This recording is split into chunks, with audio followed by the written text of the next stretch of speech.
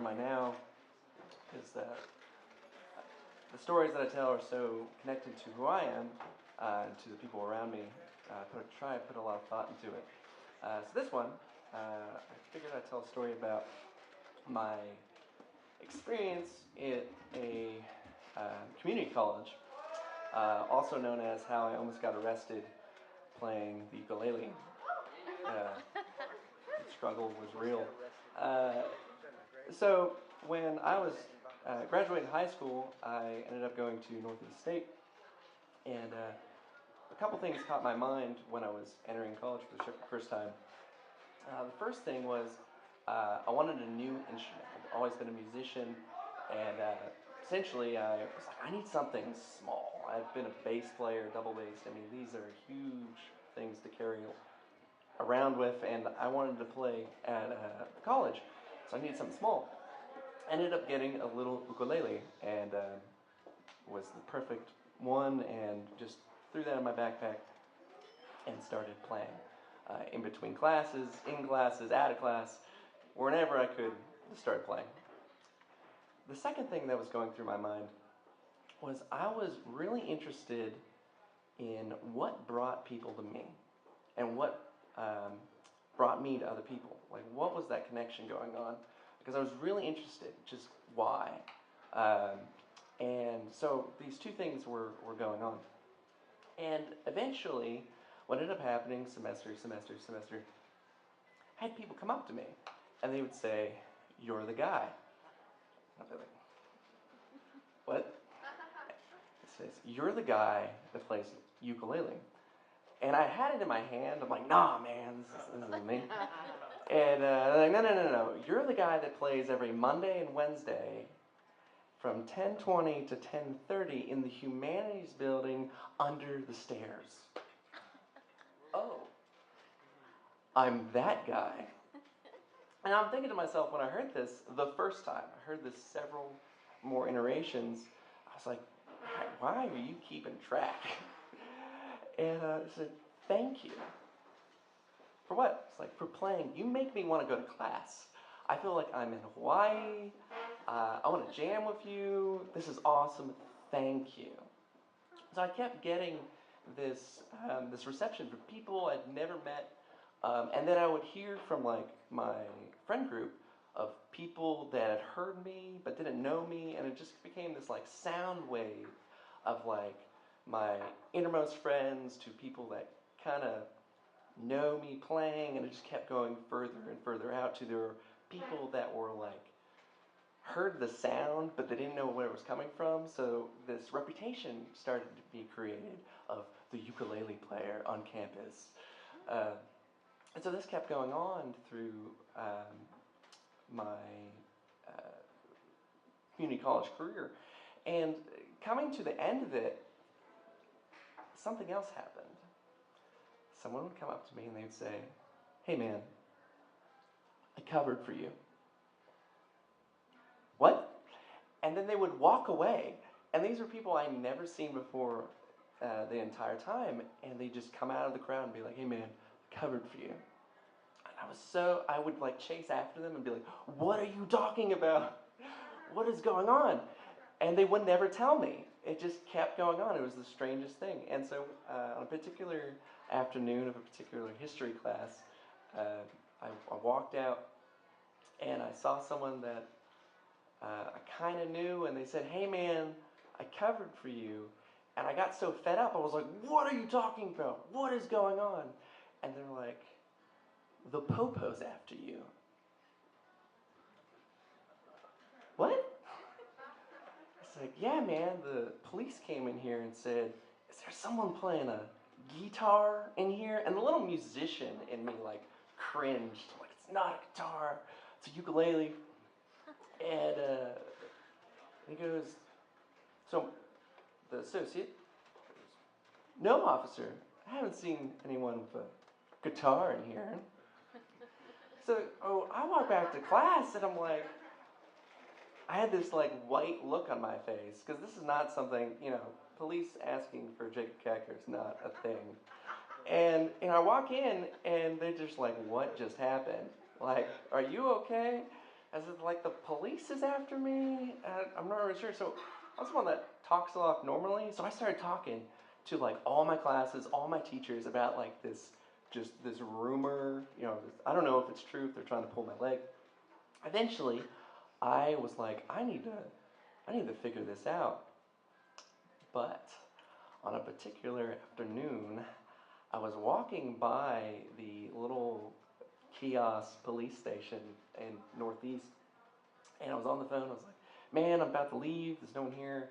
I gotta we'll meet for Mexican. It'll be great." Blah blah blah. And all of a sudden, I hear, "Hey, you!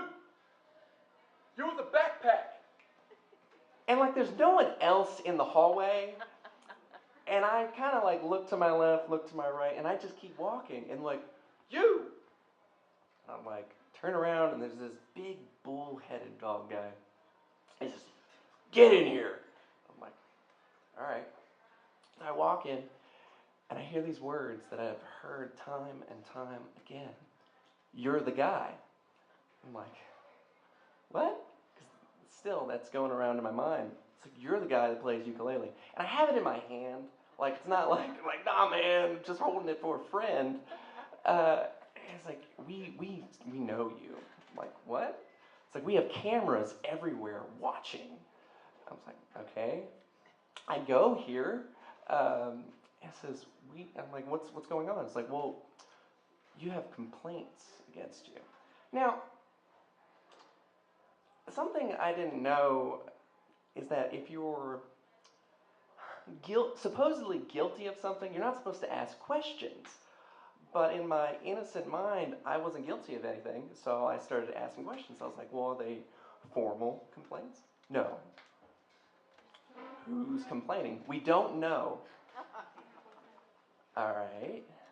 So I just kept asking questions. I was like, I want to figure out what is going on.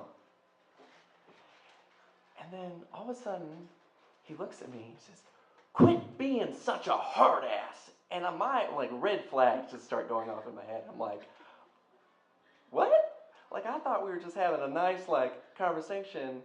Like, I will not play this thing ever again. Thinking to myself, why is this reaction happening? And it's like, can I leave? He's like, yeah, but if you play one more note, I'm going to arrest you. I'm like, what? So I just leave, and I get home, and my parents are like, what? And I'm like, I almost got arrested. They're like, what is going on? So again, I start telling everybody, because I'm like, what is going on? And then, I got some rebel friends and associates, and they're like, we're all going to buy ukuleles, and we're all going to come to class and school. And I'm just like, I don't, do what you want, but don't, if that's going to come back on me. And eventually, I was like, I need to talk to somebody, because this is not healthy. And I ended up finding the director of student affairs. And I don't set up an appointment. I just, knock on the door, enter in, and there's a secretary, and she's like, "Hi, can I help you?" I'm like, "Hi, my name is Jacob Katko. I need to talk to John Har and figure out what's going on." And she gives me this look that in that moment I couldn't tell you what. But I found out later they had sent an email to me an hour before asking me to come in. Again, you're the guy. So I go in, and John Har is this very charismatic, student-loving person. He's like, yeah, I have this totem pole. And I deal with like drug-related cases. I deal with like, domestic disputes, racism. And then I hear of a rumor of a ukulele incident. It's not that high on my totem pole. I'm like, thank you. Someone that understands the actual gravity of this situation. He's like, I'll figure it out. Come back next week. Next week. And I'm walking by that same office. And I hear, you, with the backpack. He's talking on the phone with the same friend as last time. And I give him crap to this day about it. Just bad time with the police. And I walk in, and there's the head honcho police officer, like the chief of police, and he's like, sit down. And there's the bull-headed dog guy. And I sit down, and it kind of starts going over. He says, "So you've committed a federal offense." I was like, I'm just, okay, okay. So we'll start with that. And then he says, "Well, essentially, there's people complaining. Essentially, it is this standard, bottom line. You can play outside, you can play in the cafeteria, you just can't play where classes are because it's kind of disturbing some of the teachers." I said, "We are clear, crystal, sure." But then I say something that I shouldn't have. And he says, "Is there anything else I can do for you?" I'm like, "No, I got some more questions I got to ask, and answer." He's like, "Well, I can answer any of them for you." I said, No, I'll figure them out myself. Because I'm thinking I'm going to go talk to the, dean of student affairs. And he says, "I don't think we understand each other." What? I thought we just had a nice little conversation. He's like, "This is what's going to happen." And I cannot. He pulls open a drawer and pulls a little rule book and points to the federal offense I did. And he's like, "This is what's going to happen. You're going to go to the judge, and he's going to look at you, point to this rule, and you're going to go to jail." And I go, "Can I leave?" And during this time, I have to mention, the bull-headed dog guy was just shaking his head like, "See, boss, this is what I had to deal with." And I'm thinking to myself, like, you have to deal with, what about me? Like, what is going on here? And so I leave, and I go to John Hart, and he sit down, and he has this, 5-minute spiel. It's like, "I think it would help if, chief of police called me, and we talked, and I think we should have, a meeting, and he'll sit down, and you'll sit down, and I'll mediate." And I'm like, "You need to stop." And I don't think anyone's ever stopped him in his life, because he just grounded to a halt. He said, "Not 5 minutes, not 50 feet.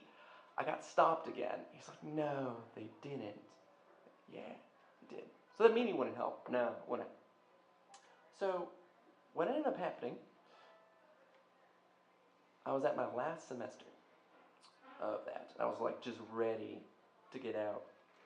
And I was hanging out with some friends, and this chief of police came around. He's like, "Hey guys, can you be quiet? We're doing some filming." "Sure, we'll be quiet." It's like, "Yeah, it's like, it's like someone playing a musical instrument in the humanities building, expecting no one to notice, looking me dead in the eye." And I talked to some of my teachers later on, and they said, "Yeah, you will always be that shit little kid that caused trouble in their eyes, because that's all they see in you. You're the guy." So, 2 weeks before finals, I saw this kid that I'd never seen before playing music, acoustic guitar outside, and I was like, "I have a duty. I need to inform this guy." So I walk up and I say, "Hey man, I like what you're playing. I want to tell you something." He said, "Hey, you're the guy." I said, "I'm the guy? What do you mean?" It says, "You're the guy that plays ukulele all over campus. It's never off you." I'm like, "Yeah." It's like, "You inspired me." Say again? It's like, "Man, I used to just sit in my car and Facebook. That's it. And maybe some Netflix thrown in there. But I always saw you playing music with a smile on your face, and I just got inspired to play. And so I thought I'd come along. And I've actually ran into some other musicians, and we're going to play. You're the guy." So just play outside and play in the cafeteria. And so I sought out with a question, what brought people to me? And what brought me to other people? And I never figured out what it was. But the one thing I did find out was people will forget your name, but they'll never forget the impression that you gave them. Thanks.